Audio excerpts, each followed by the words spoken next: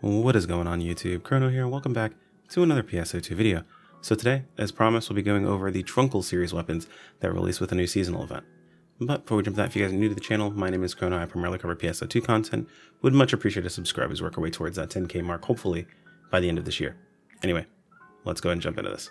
So the Trunkul series is interesting. It actually follows basically exactly where I thought it was going to, where it's essentially going to be a powerhouse for just the event.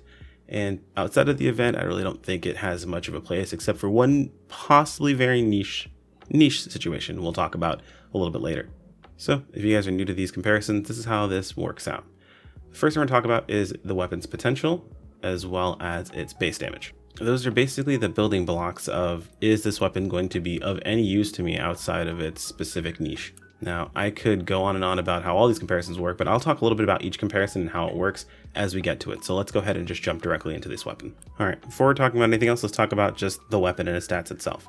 So the Trunkul blades, or I guess the soaring blades that I'm looking at currently, the Trunkul weapon has got 726 base damage at max upgrade. For comparison's sake, the only thing that's lower than that would be the Effulgent, Tenebrous, Neos J's, the Prim, and I think that's it. Yeah, when it comes to 8 stars, the only ones that are lower than the Trunkul weapons. And the thing to keep in mind about all the weapons I just mentioned are they are all elemental weapons. So they all have some extra damage due to the fact they have elemental. So for my Monster Hunter fans out there, this is basically the lowest damage raw weapon that we have currently when it comes to 8 stars. At first glance, I thought the potential was going to be pretty awesome, but it is unfortunately kind of lame. At level 4, it reads plus 29% potency, which is awesome, but its secondary effect is it gets damage resistance every single time you crit. Starts at 0.5% per crit up to a maximum of 25%. Now, I mentioned earlier this weapon might have a niche use outside of the event, and I think the only place that niche use is going to be is in content where you're just getting hit very, very hard, and you really need to get some form of damage resistance, but you don't want to give up your subclass slot.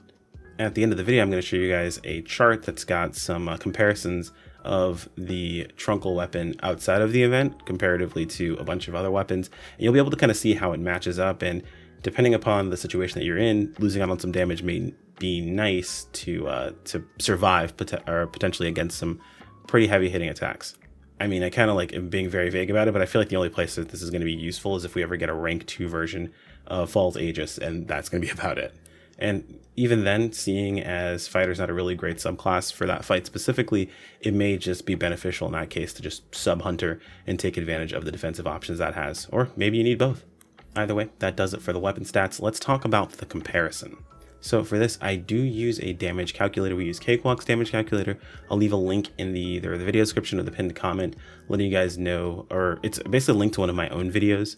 Not only a link to the actual damage calculator, but one of my videos where I walk you guys through how to use it, how to set it up. It still works primarily the same, but it does keep updating, so keep an eye on the original link. Now, for this comparison, we'll be using very specific augments. In this case, the best in the lot augment setup. So we'll be using a soul 4. In my situation, I'm using Aegis soul. Whichever soul you want to use is fine. But one of the souls that have potency 4%, mastery 4, Hal Finale, Alta Credit 4, and an Addy stat of one of the deaths, whichever combination that you use, but 3% potency and 2.75% potency floor. Yes, this is definitively the best in slot setup. I understand some people run high amounts of just potency and ignore their potency floor. That does come out to be less damage calculated on average. Because we do not have a large amount of crit, we can get away with ignoring potency floor. Maybe in later weapons or when we get better add-on skills, we can do that, but at the moment we do need to keep our potency floor as high as we possibly can without sacrificing a bunch of damage. Now, the nice thing about the Trunkul weapon is it does come with 2 augments that we're going to be using. We'll be using the Mastery 4 that's already on it, as well as the Seasonal Augment. Now, the Seasonal Augment is going to give us an extra 5% potency on top of the 29 that we already have, as well as 20% crit and 25% damage resistance.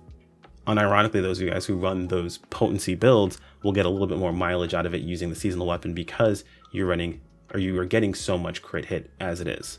With this amount of critical hit, along with our add-on skills, we're getting close to that 50% sweet spot, so it tends to make things like crit damage more useful as opposed to a crit chance. But I could go on and on about all of these things. Just know that when it comes to our comparisons, We also have a budget Trunkul setup as well, and you really don't have to go too hard in this setup because it has most of what we need as it is. That'll be running the Mastery 4 and the Setsune that it comes with, along with, of course, Soul 4 of whatever stat you primarily use. It does also come with Ultra Credit 4, which is very nice. We're going to keep that as well. And then an Addy stat that's at least 3%. Because it has so much crit chance on it, we don't need to worry about getting the Potency Floor add-on skills, or the Potency Floor Addy capsules. So you just get one of the Addy capsules that's cheap, at least 3%, and you're good to go there. So the comparisons when we're talking about the Trunkul seasonal weapon is going to use that specific spread, where when we are comparing it to the other weapons, so like just our regular weapons, that spread's going to be the best in slot one that I talked about. So this is going to be comparatively against the best in slot setup. All right, we've stalled long enough. Let's go ahead and jump into this. So when it comes to the Trunkul weapon, if we're looking at it comparatively to the Neos A, the Trunkul versus seasonal enemies, this is where we're going to do this comparison, is against seasonal enemies. So the Trunkul versus seasonal enemies, the Neos A does come out behind by about 3.54%, meaning Trunkul is about 3.54% stronger against a seasonal enemy. Against the Neos J, the Trunkul actually pulls ahead by about 6.38%. Now, if that enemy is weak to light, but is not a seasonal enemy, the Trunkul only pulls ahead by about 2.12%. And now if we are going up against a non-seasonal enemy altogether, the Trunkul pulls ahead of itself by 10.04%. So as you can see, against non-seasonal enemies, this weapon is not going to be super great. But all that being said, it actually does have a space during the season. It's a great time for players who are trying to catch up on gearing to make a decent Trunkul weapon. They're not very expensive, usually it's cheaper to upgrade them during the events, and they come with pretty solid augments to start with. So say you're newer to the game, you're trying to catch up, or you haven't played in a while and you're trying to get back up in caught where we all are, go ahead and get yourself a Trunkul weapon. Go ahead, it's got most of the augments you need on it as it is. Upgrade it to plus 60, at least plus 50 to start with, but get this thing to plus 60 as soon as you can. Unlock its potential all the way to level 4. It's going to be very useful. Get it augmented properly, like we talked about those augments. You don't have to go super hard on it. Just get it something decent, push it ahead, and go forward from there. A good alternative for that slot on the Trunkul weapon that is that Addy capsule that you may not have. If you can get a hold of, let's say, a Giga stat, anything that gives you close to 3% potency that's not currently on your weapon already, then go with that and you should be fine. So to wrap things up, I'm going to also leave on screen a chart to show you guys how this all compared with fixes included. If I included fixes in this video, it would take much longer, but you guys can kind of see how the chart maps out. A rule of thumb, essentially the Fixa Fatale is almost always going to be your better choice, except in the case of the seasonal weapon with its actual bonus against seasonal enemies, because you do get that crit chance. In that situation, Fixa Termina actually pushes out ahead. Now, if you're newer, maybe you don't have your add-on skills, Fixa Fatale is not going to be as useful for you. In that case, let's say you don't have add-on skills.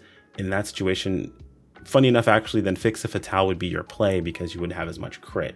When you don't have any crit really, then Fixa Attack ends up being your better play. But getting close to that 50% crit sweet spot is where we're going to start moving into Termina. So I guess your rule of thumb with the seasonal weapon is if you're newer, you don't have your add-on skills, maybe look for Fatale if you can. If you're a veteran, maybe you're setting this up so you can crush all the seasonal enemies and crush farming, then you want to look for Termina. However, for what it's worth, there's less than a percentage between Termina and Fatale almost at every stage until you get towards the middling, towards end portion of them. And that covers the entire weapon. My closing thoughts are that it's a seasonal weapon. It's kind of sad that we don't get another event weapon with like an element. Elemental weapons are actually kind of fun to go ahead and grab and build for. I enjoy having multiple weapons on my palette. I know that's not the most fun for a lot of people. Some people just want one weapon that does everything, which we do have one of those. It's called Neos Astrian. But I do like having different weapons in specialized situations and then content that calls for those specialized situations like purples or boss fights. Feel free to hop into Discord if you guys might have any questions. You can always DM me with your setups to find out what might be a better comparison for you. Like I mentioned, check out that video where I go into how Cakewalk's damage calculator works so you guys can figure this stuff out for yourselves. You want to plug in your values to get the best comparisons possible. This is just working off of close to what I have and the best because I want to go ahead and talk about what these weapons are fully capable of. Either way, we've been rambling on for long enough. Like if you guys enjoyed the video, subscribe if you want to keep up with more, and I'll see you all next time. Take care, everyone. Peace out.